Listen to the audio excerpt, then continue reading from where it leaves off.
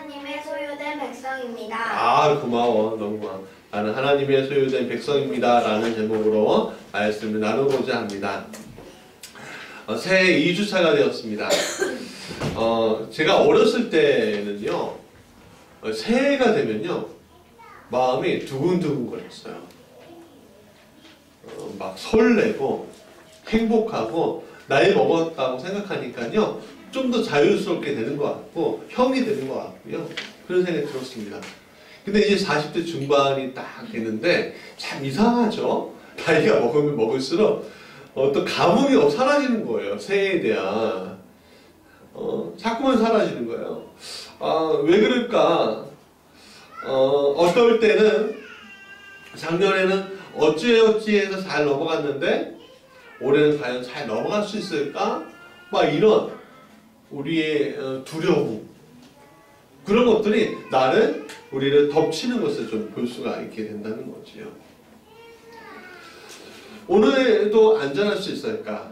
올해도 건강할 수 있을까? 올해도 먹고 사는 문제를 해결할 수 있을까? 올해는 대출 이자는 잘 갚을 수 있을까? 내 자녀들은 잘 공부할 수 있을까? 뭐 걱정과 고민거리로 뭐 가득가득하죠, 우리가. 저 또한 마찬가지입니다. 2018년은 어찌어찌해서 진짜 하나님께서 잘 넘어가게 하셨어요. 근데 2019년은 또 과연 어떤 것들이 내 앞에 펼쳐져 있을지 그냥 모르는 거죠. 그러니까는 이게 두근두근하고 조마조마하고 후원은 잘 들어올까? 성도들의 삶은 좀 어려우시지 않을까? 우리 교회는 정말 잘 유지될 수 있을까? 또 개인적으로는 중학생이 되는 우리 큰아이 어떻게 하면 잘 가르칠 수 있을까? 뭐 이런 생각을 또 하게 돼요. 우리가 공통적으로 다 이렇게 생각합니다. 그렇죠? 이런 걱정들을 저도 하고 살고 있는데, 그런데 이런 걱정한다고 문제가 해결되는 것이 아니기 때문에 저는요, 항상 그런 문제가 생각이 날 때마다 갖고 와서 주님 앞에 내려놓습니다. 예수님은 마태복음 6장 34절 같이 읽어볼까요? 시작. 그러므로 내일 일을 위하여 염려하지 말라. 내일 일은 내일 염려할 것이요 한 달의 괴로움은 그날의 족하니라 라고 말씀하셨습니다. 오늘 우리가 미래에 대한 두려움을 가지고 오늘 살아간다면 오늘 우리의 삶은 참 쉽지 않을 겁니다. 왜? 내가 닥치는 것만, 내가 하는 것만이라도 이게 두렵지 않아야 되는데 그냥 이게 즐겁고 행복해야 되는데 그게 아니라 그냥 두려움 안고 사니까 어떻게 해요? 무서운 거죠, 뭐. 우리가 미디어 같은 거를 잘 보면요, 놀라운 일들이 되게 많지 않아요? 막 가다가 차가 어린아이 덮쳤다. 물 수영했는데 그 사람이 죽었다. 뭐 이런 이야기들. 배와 부딪혔고 사람이 실종됐다. 그 이야기들이 내 이야기가 될 줄 모르는 거예요. 그렇지 않아요? 그러면 그것이 모르는 그거에 두려움을 가지고 있으면 사람들은요, 집에 나가려고 하지 않습니다. 어떤 심한 사람들은 그 공포증으로 정신이 이상해지는 경우도 많이 있습니다.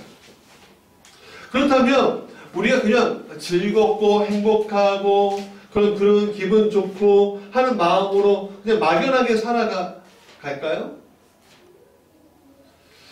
그러기에는 또 미래가 굉장히 불안하다는 생각이 또 들지 않아요.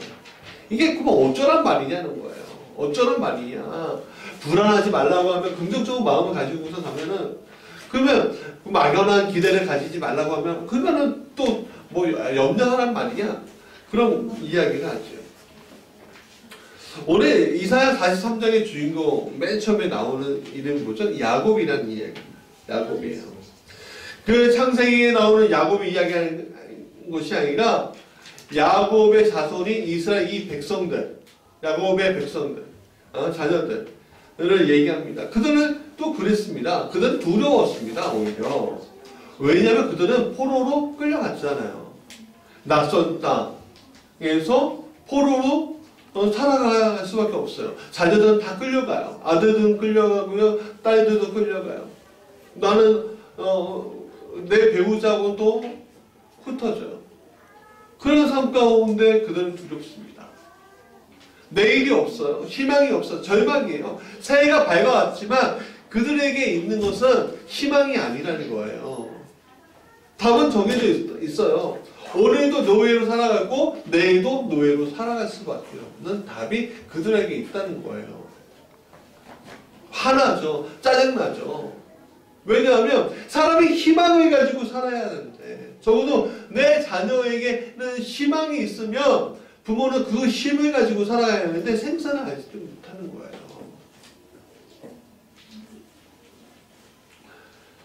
그런 야곱, 그런 이스라엘을 하나님이 오늘 위로해 준다는 거예요. 오늘 하나님의 위로의 목소리를 들으시기 바랍니다. 2019년도 하나님의 위로의 말씀이 여러분들의 입에서 하나님은 나를 그냥 내버려 두는 것이 아니구나. 지금은 내 눈이 살짝 가려져 있지만 그 눈을 뜨게 하실 날이 분명 오겠구나. 그 말씀을 오늘 전하려고 합니다. 우리 첫 번째 같이 읽어볼까요? 시작. 우리의 소유권은 이미 이전되었다. 오늘 하나님은 우리에게 이렇게 말씀하셨습니다. 1절에 같이 읽어볼까요? 시작. 너는 두려워하지 말라. 내가 너를 구속하였고 내가 너를 지명하여 불렀나니 너는 내 것이라 라고 얘기합니다. 여러분, 이 말은 우리는 하나님의 소유가 되었다라는 이야기를 하는 것입니다. 여러분, 소유가 무엇이죠? 소연아, 소유가 뭐야? 소유가? 내가 소유하다가 무슨 뜻이지? 가졌다. 그거는 쉽게 얘기하면 어떤 것들이 뭐예요? 주인이 정해져 있다 라는 거예요. 남이 함부로 가져갈 수 없다라는 거예요. 그게 내 소유예요. 소유라는 개념은 그런 거잖아요. 자, 예를 들어볼까요? 어떤 편의점에 우리가 들어갔어요. 우리 이래가 제일 좋아하는 편의점 이름 뭐예요? 세븐일레븐이야? CU야. CU? 오케이. 건우는 무슨 편의점을 좋아해? 저요? 아무 편의점을. 오케이. 나들 가게? 오케이. 좋아. 상관없어. 하여간 미니스톱도 있고, 나들 가게도 있고, GS25도 있고, CU도 있고, 또 뭐가 있을까? 세븐일레븐도 있고, 미니스톱도 있고, 되게 많네, 여기, 우리나라. 없는 게 없어요, 그렇죠? 여기. 근데 우리 아이들이, 아니면 우리가 그 편의점에 가갖고, 물건을 하나 샀다고 합시다. 건우야, 뭐 갖고 싶니? 팽이, 오케이. 편의점에서 팽이를 파는지 모르겠지만, 팽이를, 거기에서 파는 물건은, 그거는 팽이를 딱 씹었어요. 딱 씹고 나서 그 값을 치르지 않고 나갔다고 해봐요. 그러면 그 팽이는 우리의 소유가 되는 거예요? 아니죠. 아니란 말이에요. 아마 그 편의점 주인이 그 광경을 보면요, 얼른 나오고 이러와! 하고서 잡을 거예요. 그렇지 않겠어요? 그러나 우리가 그 팽이를 값을 치르고 나오면 어떻게 되나요? 소유권이 바뀌겠죠. 그렇죠? 편의점 주인이든 경찰이 오든 그 팽이는요, 내 소유예요. 내 소유예요. 아무도 건들 수 없어요. 하나님의 소유가 되었다는 것은 주인이 완전히 바뀌었다는 것을 이야기하고 있는 겁니다. 주인이 바뀌었다는 거예요. 우리는 예수 그리스도의 피값으로 완전히 소유권이 이전된 상태예요. 어디에서? 세상과 사탄의 소유에서 예수님의 피값으로 인해서 하나님의 소유로 바뀌었다는 거예요, 우리가. 그러니까 세상의 자녀였다가 예수님의 피값으로 우리는 뭐예요? 하나님의 자녀가 된다 하는 거예요. 그러니까 더 이상 세상은 나에 대해서, 예수님의 피값으로 산 나에 대해서 어떻게 해요? 주장하지 못해요. 사탄은 너는 내 거 아니었어? 그렇게 주장하지 못하게 된다는 거예요. 물건을 내가 팔았는데, 자, 잠깐만, 내가 돈을 줄게. 다시 줄게. 그거 나한테 줘. 그럴 때, 나는요, 내가 이게 소유권이 있기 때문에, 아니, 난 싫어. 해버리면 이 사람은 어쩔 수 없는 거예요. 그렇지 않습니까? 여러분, 값비싼 대가를 치르고 소유권을 가지고 있는 사람은요, 자신의 자신의 물건을 빼앗기려고 하겠습니까? 이 값어치 있는 것을 빼앗기려고 하겠습니까? 절대로 그렇지 않을 겁니다.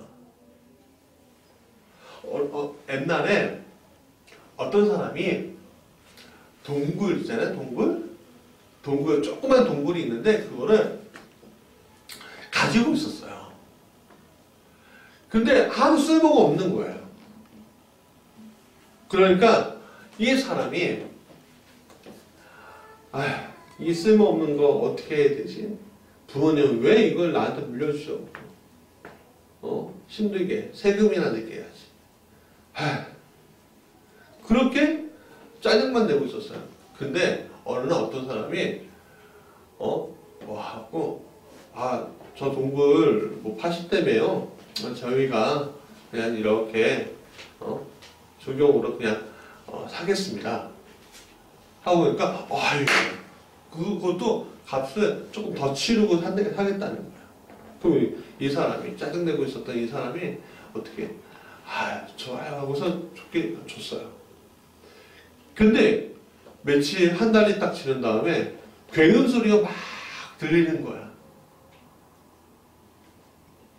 보니까는 중장비가 그 동굴 앞에 있는 거예요. 그리고서 그 동굴을 막 파기 시작하는 거예요. 그랬더니 거기에서 금덩이가 나와, 은덩이가 나와, 철이 나. 그러면은 그것을 판 사람이 소유권을 주장할 수 있겠습니까? 없겠습니까? 없어요. 없단 말이에요. 아무리 외치고 아무리 플랜카드 달고요, 피켓 시위를 해도요, 1인 시위를 해도 안 져요, 그거를. 우리의 영혼은요, 어쩌면 우주적인 곳에서 보잘것없는 곳이죠. 걸칠 수 있었어요. 그러나 하나님이 값비싸게 우리를 치러주셨습니다. 뭘로? 자신의 피로. 그러니까 이제 하나님께 소유권이 넘어간 영혼에 대해서 이제 거짓된 세력들이 이제 자신의 주장을 펼치지 못하는 거예요. 창세기 23장에 보면 아브라함이 죽은 아내 사라를 장사 지내는 모습을 우리가 볼 수가 있습니다. 아브라함의 아내 사라가 죽었습니다. 아브라함은 헷 족속으로부터 이 마므레 앞 막벨라 밭 굴을 삽니다. 헷 족속은 이야기예요. 은 400이긴 한데 당시라면 그냥 더 줘드리겠습니다. 그러는 거예요. 왜냐하면 그 지역의 원로였거든요, 아브라함이. 그런데 아브라함은요, 그것을 거절해요. 그냥 내가 돈 주고 사겠습니다. 그래요. 그래서 창세기 23장에 한번 읽어볼까요? 18절. 성문에 들어온 모든 헷 족속이 보는 데서 아브라함의 소유로 확정된지라 이렇게 얘기해요. 이렇게 확정된 굴에 아브라함은요, 그의 아내 사라를 묻습니다. 그런데 이 사건이요, 너무 재밌는 것이 이게 오늘 현대에 와서 큰 영향을 끼쳐요. 왜 그러냐면 이 수천 년이 지난 사건이잖아요. 소유권이 바뀌고 바뀌었을 거예요.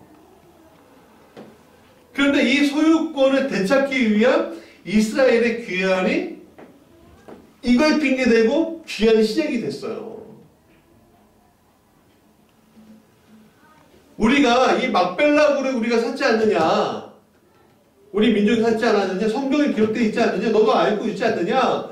그러니까 우리 민족의 거쳐야 될 거, 여기는 우리 거야 라고 하는 거예요. 이게 정말 어처구니 없죠, 오늘. 그렇지 않습니까? 근데 그 명분은 이스라엘 사람들이 시오니즘으로 가져가요. 말도 안 되는 일이긴 하지만 그렇게 삼으로 말미암아 소유권을 주장한다는 거예요. 여러분, 한 번 소유를 얻게 되면 그것을 되팔 수도 있겠죠. 그러나 하나님은 그렇지 않다는 거예요. 어떤 민족을, 어떤 사람을 지명해서 부르고 선택하였고 너는 내 것이다 라고 하는 그 순간에 우리의 인생은 영원토록 하나님의 소유가 되는 것입니다. 거기에서 굉장히 다른 종교하고 다른 차이점이 있는 겁니다. 다른 종교의 신들은 그 인간의 존재를 소유로 여기긴 하지만 버릴 수 있는 존재로 생각해요. 그러나 기독교의 하나님은, 우리가 믿는 그 하나님은 버리는 존재가 아니라 영원토록 소유할 존재로 우리를 생각하시는 거예요. 두 번째, 같이 읽어볼까요? 시작. 하나님은 소유한 것에 대해서 책임을 진다. 하나님의 소유권으로 등기 이전된 백성들에 대해서 하나님은 그냥 무책임하게 뒷짐을 지면서 있는 분이 아닙니다. 그분은 어떻게 하고 있느냐? 우리 2절 같이 읽어볼까요? 시작. 내가 물 가운데로 지나갈 때 내가 너와 함께 할 것이다. 강을 건널 때 물이 너를 침몰하지 못할 것이며 내가 불 가운데 지나갈 때 타지도 아니할 것이요 불꽃이 너를 사르지도 못하리니 라고 얘기합니다. 그러니까 하나님은 내가 너희들, 야곱, 이스라엘, 너희들이 소유했기 때문에 이제는 내가 어떤 위험에서도 너를 책임지겠다 라고 약속하고 있다는 거예요. 여러분, 사람들은 커가면서 많은 것들을 소유하게 됩니다. 저는 불과 한 10년 전까지만 해도 자동차가 없었어요. 근데 하나님 저에게 자동차를 주시더라고요. 저는 어떤 것들이 없었어요. 저는 결혼할 때 어떻게 결혼했냐면 322만 원짜리 방 조그만 거 2칸짜리 화장실이 좀 아래 있긴 있는데 dun턱이 좀 높아갖고 거기에 간신히 세탁기 놓을 수 있는 그런 집에서 시작을 했습니다. 그리고 장롱하고요, 뭐 다 갖춰지지 않았어요. 근데 참 놀랍죠? 오늘 우리 집에 보니까요, 쌓이고 쌓여있어요. 뭐 어디 버리고 싶어 다 이제는. 예전에 맨 처음에 시작할 때는 더 갖고 싶다라는 생각을 했는데 이제 버리고 싶어요. 여러분, 우리가 소유하고는 있지만 일정 시간이 되면 버리게 되는 것들이 많이 있습니다. 왜냐하면 내구력이 다 망가지거나 헤어지거나 아니면 디자인이 좀 너무 옛날 것이거나 하면요, 근데 이거 버릴 거야. 쓰지 않을 거야. 여러분, 물려줄 거야 라고 생각하면서 뭐 가방 같은 거 사십니까? 뭐 구찌, 베네통은 아니겠구나. 뭐 이런 사잖아요. 이거 오래 쓸 거야. 그리고 애들한테 넘겨줄 거야. 이런 생각을 하고서 사는 사람들이 있다는 거예요. 근데 그 아이들이 그것을 가지게쯤 됐을 때 가질까요? 안 가질 거란 말이에요. 안 가질 거란 말이에요. 그러면 우리가 더 이상 쓸모가 없다 할 때 우리는 뭐예요? 쓰레기장에 보내버리죠. 팔아버리죠. 아니면 그리고 그것에 대해서, 그 쓰레기에 대해서 이제 우리가 소유권을 주장합니까? 환경미화원 아저씨한테 오셔요. 쓰레기를 버리면서 이거 내 겁니다. 이 쓰레기는 내 거니까 잘 버려주십시오. 이렇게 얘기합니까? 그렇지 않잖아요. 그렇지 않습니다. 그냥 이제 버리고 싶은 거예요. 내 손에서 떠나보내고 싶은 거예요. 그런데 그 쓰레기 중에서 중요한 것이 담겨져 있다면 여러분 어떻겠습니까? 자동차 키나 결혼 반지나 뭐 신용카드나 중요한 서류가 그 안에 담겨져 있는 거예요. 그럼 여러분 어떻게 하겠습니까? 환경미화원 아저씨가 오고 있는데 여러분 어떻게 뛰어가고 그 쓰레기를 어떻게 해요? 다시 잡겠죠. 그리고 며칠 거면 이거 내 거예요. 그러겠죠. 내 거예요. 여러분 우리는 밖에 버려지는 존재가 아니에요. 근데 우리의 삶이 참 안타깝게도 뭐냐면 밖에 버려지는 존재는 여기고 있어요. 가끔 우리가 살다 보면 실수할 수도 있고 실패할 수도 있는데 그 실수와 실패를 가지고 나는 하나님께 너무 죄송해 미안해 하면서 나는 난 정말 쓸모없는 존재하고 외치고 그렇게 사는 경우들이 있습니다. 그러나 여러분 하나님은 내 자신이 난 쓸모없어 난 쓰레기 같은 존재야 라고 외칠 때에도 주님은 우리를 보석보다 귀하게 여기신다는 거예요. 그래서 시편 8편에 이렇게 얘기합니다. 4절 읽어볼까요? 시작. 사람이 무엇이기에 주께서 그를 생각하시며 인자가 무엇이기에 주께서 그를 돌보시는가. 우주의 한복판에 있을 때 우리는 한없이 초라한 영혼이에요. 하나님은 그러나 그것을 값지게 사셨으므로 우리는 함부로 여김을 받지 아니하는 존재로 만드셨습니다. 그렇기 때문에 오늘 우리가 어떤 상황에 있던 하나님은 그 어려움에서도 건져내려 하신다는 것을 우리는 믿어야 한다는 겁니다. 그래서 5절에 보면 이렇게 얘기해요. 우리는 하나님보다 조금 못하게 창조하셨다라고 얘기해요. 아니 나는 세상을 보니까 저 산을 보고 저 나무를 보고 저 화려한 들짐승을 볼 때 우리는 아무것도 아닌 존재이지만 하나님께서 우리를 소유권을 등에 이전하면서 그것보다 높게 세우시고 하나님은 날 조금 낮게 만드셨다는 거예요. 여러분 좋은 주인은 자기의 소유를 끝까지 책임지는 게 좋은 주인이죠. 그렇기 때문에 소유된 것은 주인에게 모든 것을 의지해야만 합니다. 좋은 목자는 양이 두려운 일에 처했을 때 그 어떤 어려움에도 그 양을 돌보고 건지는 게 좋은 목자예요. 여러분 책임을 지어준다고 할 때 우리는 의지하게 됩니다. 여러분 배우자가 하고 여러분도 어떻게 결혼하셨습니까?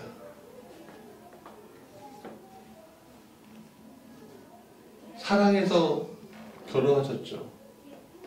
근데 사랑만으로 결혼합니까? 아니요. 결혼할 때는 저 사람이 내가 의지할 만한 사람이구나 라고 할 때 그때서야 결혼하게 됩니다. 그리고 그 품에서 안심하게 되죠.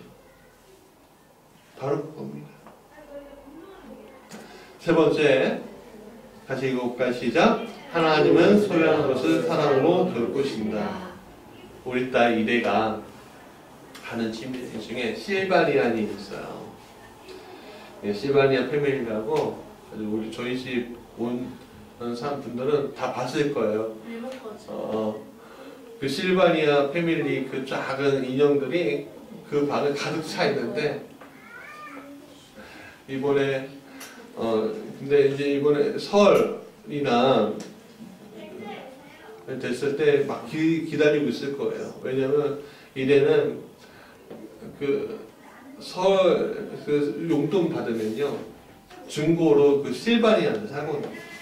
새 거는 너무 비싸니까 중고로 사요. 그렇게 해서 하나, 두 개 이렇게 모았어요.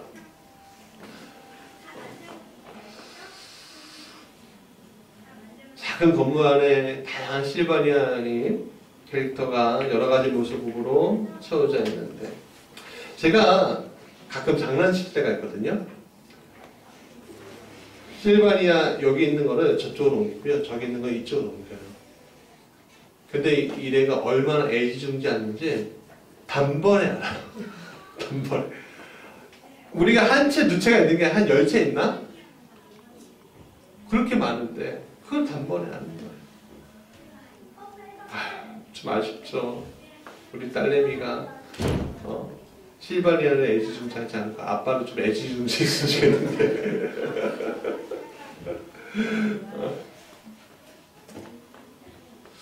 여러분, 강아지 한 마리가 있습니다. 버려진 강아지예요. 애완견이라고 해도 이 버려진 강아지 한 마리가요, 소유권이 바뀌면, 좋은 주인 만나면 멋진 강아지로 바뀝니다. 소유한다고 방치하는 것은요, 사랑하지 않는 것이라 징배없죠. 방치된 물건에 먼지가 쌓이고, 먼지가 쌓이면요, 반신권에서 멀어져요. 그리고 한참 뒤에 그 물건을 찾아서 더 이상 그것이 우리 집 물건이 아니야! 라고 우리가 외치죠. 그런데 그 어떤 물건, 어떤 사람, 어떤 존재를 사랑하면요, 그렇게 함부로 대하지 않습니다. 사랑하면 자신이 소유하고 있는 그 어떤 것보다 앞세우지 않아요.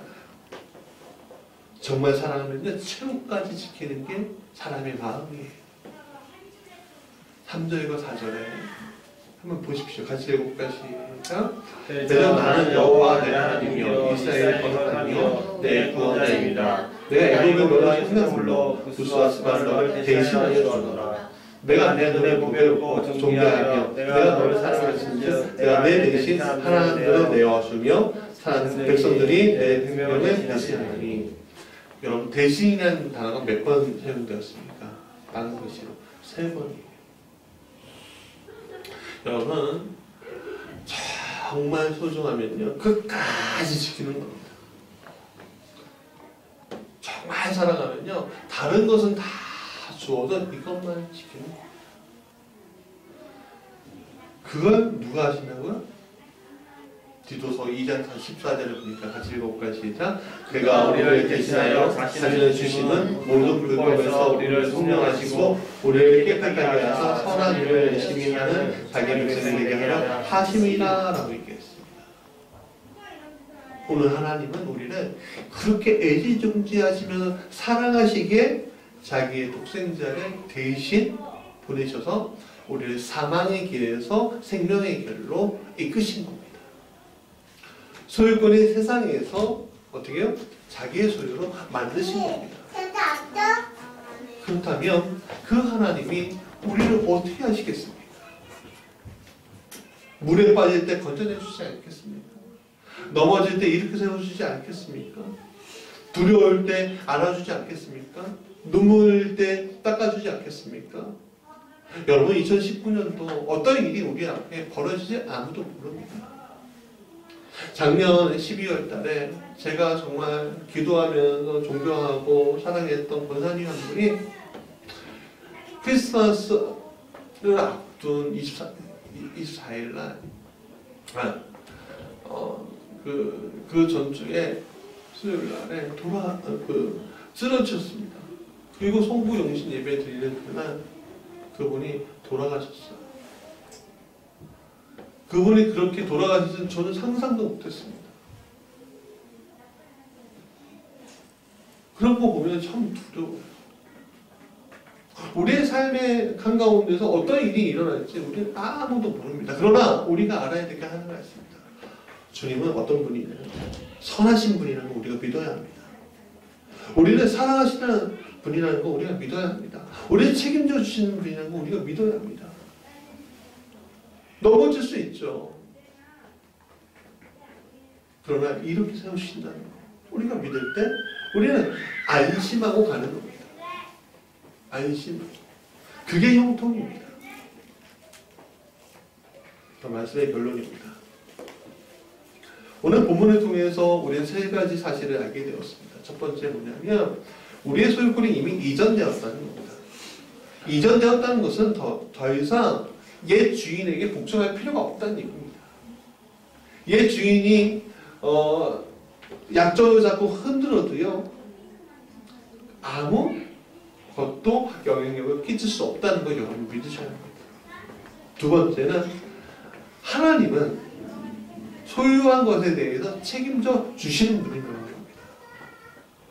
오늘 우리는 우리 인생을 책임질 수 없습니다. 우리 자녀 또한 책임질 수 없습니다. 내 품에 안에 있는 자식이 있지만 이 아이가 어떻게 될지 어떤 상황 가운데 올지 아무도 모릅니다. 내 배우자 내가 책임질 수 없습니다.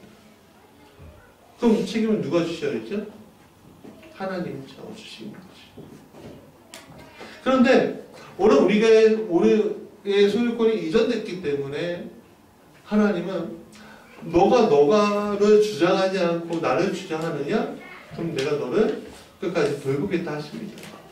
사랑하는 여러분, 욥을 생각해 보십시오. 욥의 인생이 정말 힘들었습니다. 정말 큰 부자였고 크게 행복했고 크게 형통했습니다. 그러나 그가 한 번에 다 이렇게 됩니다.